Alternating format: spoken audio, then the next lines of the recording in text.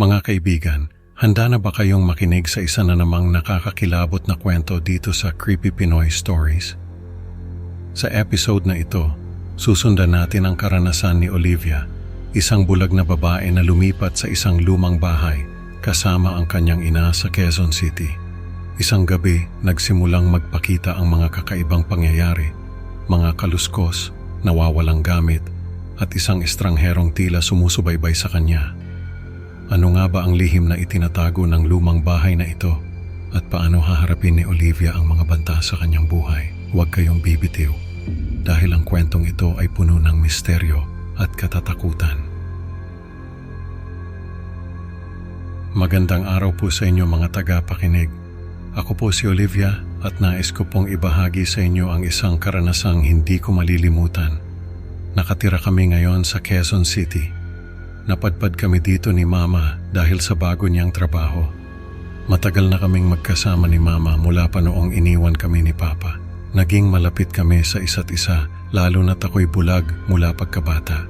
Sa kabila ng aking kondisyon, sinikap kong maging independyente at matapang. Mainit ang sikat ng araw nang dumating kami ni Mama sa bago naming bahay sa Quezon City. Lumang-luma na ang bahay. May mga bitak sa pader at kalawang sa mga bakal na bintana. Amoy na amoy ko ang halimuyak ng lumang kahoy at alikabok. Olivia, mag-ingat ka sa pag-akyat ng hagdan. Paalala ni Mama habang hawak-hawak ang aking braso. Dahan-dahan akong naglakad. Binibilang ang bawat hakbang para kabisaduhin ang bagong tahanan. Mama, parang may kakaibang tunog dito sa bahay, sabi ko habang nakikinig sa mga kaluskos mula sa sahig. Baka dahil lang sa luma na ang bahay, anak, sagot ni Mama, pilit na pinapakalma ang kanyang boses. Habang iniinspeksyon namin ang bahay, napansin ko ang mga lumang larawan sa dingding. Sino kaya ang mga taong ito, tanong ko. Siguro mga dating may-ari, sagot ni Mama, halatang hindi rin sigurado. Sa mga sumunod na araw, naging pamilyar na ako sa bawat sulok ng bahay. Kahit bulag ako, natutunan kong mag-navigate sa paligid. Nakakabisado ko na rin ang mga kalapit na tindahan at kalsada na tila ba kabisado ko na ang bawat sulok. Pero sa kabila ng lahat, may kakaibang pakiramdam na hindi ko maalis sa aking isipan.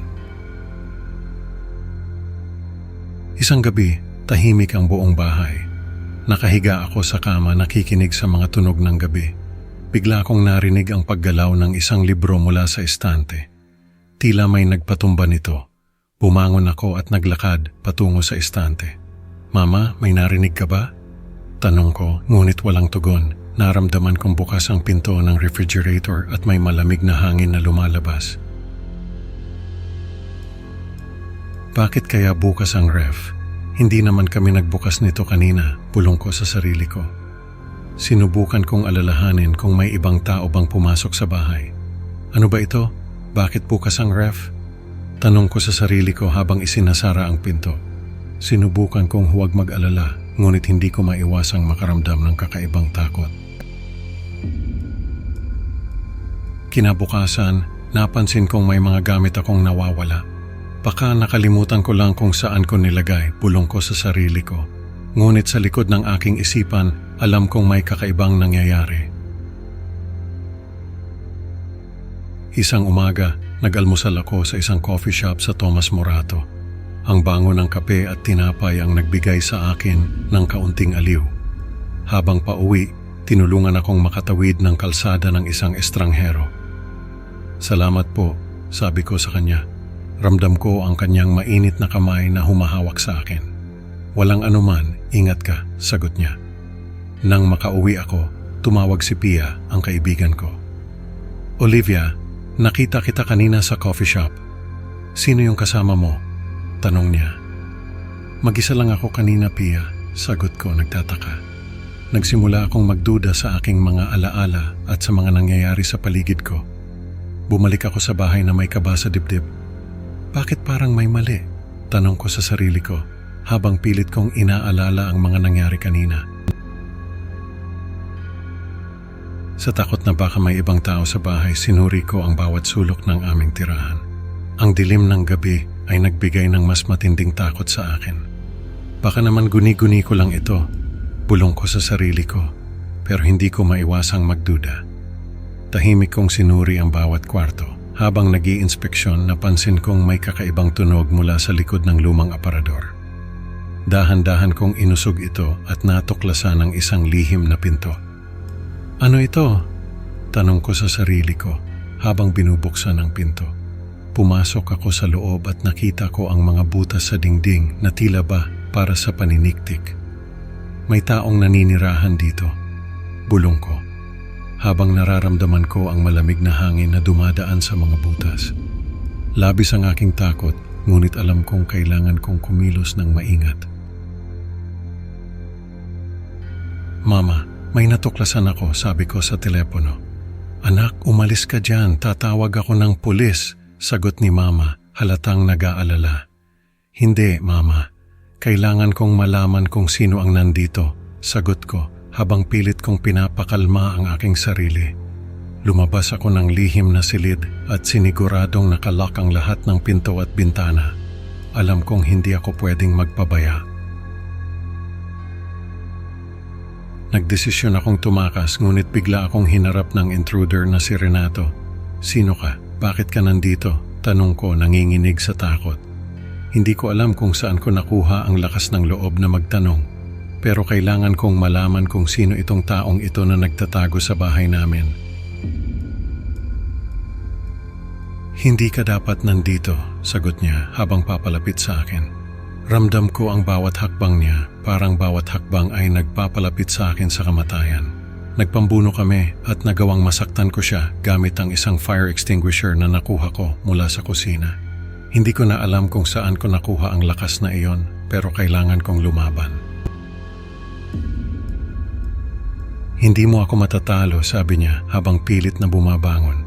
Sa aking katalinuhan, pinutol ko ang kuryente sa bahay upang mapantayan ang laban. Alam kong mas magiging pabor sa akin ang dilim.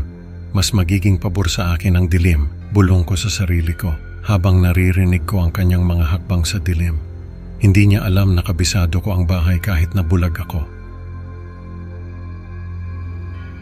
Olivia, lumabas ka na, sigaw ni Renato, ngunit alam kong hindi ko siya pwedeng sundin. Kailangan kong labanan. Hindi ko na alam kung saan ko nakuha ang tapang na yon, pero alam kong hindi ako pwedeng sumuko. Sa huling pag-aaway, nagawang masaksak ko si Renato gamit ang screwdriver. Tama na, ayoko na, sigaw ko habang nararamdaman ko ang kanyang dugo sa aking kamay. Hindi ko inakala na magagawa ko yon, pero wala na akong ibang pagpipilian. Kailangan kong ipagtanggol ang sarili ko. Humihingal at puno ng takot, tinawagan ko ang pulisya. Tulungan niyo po ako, may intruder sa bahay, sabi ko, nanginginig ang boses. Hindi ko alam kung maririnig nila ako, pero kailangan kong subukan. Dumating ang mga awtoridad at natagpuan akong emosyonal at pisikal na pagod mula sa karanasan. Ligtas ka na, Olivia, sabi ng isang pulis habang hinahawakan ang aking balikat. Ramdam ko ang init ng kanyang kamay, parang sinasabi niyang tapos na ang lahat. Sa wakas, natapos na ang bangungot na aking dinanas sa lumang bahay na iyon. Ngunit ang mga alaala ng mga pangyayari ay mananatili sa akin, isang paalala ng aking tapang at determinasyon. Mama, tapos na. Ligtas na ako, sabi ko sa telepono, habang nararamdaman ko ang luha sa aking mga mata. Alam kong hindi na ako babalik sa bahay na iyon, ngunit ang aking tapang ay magpapatuloy. Mga kaibigan, natutunan natin na sa gitna ng kadiliman, ang tapang at determinasyon ni Olivia ang nagligtas sa kanya. Salamat sa pakikinig. Huwag kalimutang mag-like at subscribe para sa mas marami pang nakakatakot na kwento. Excited na akong makita kayo sa susunod na upload. Hanggang sa muli, ingat kayo. Baka may nagmamasid.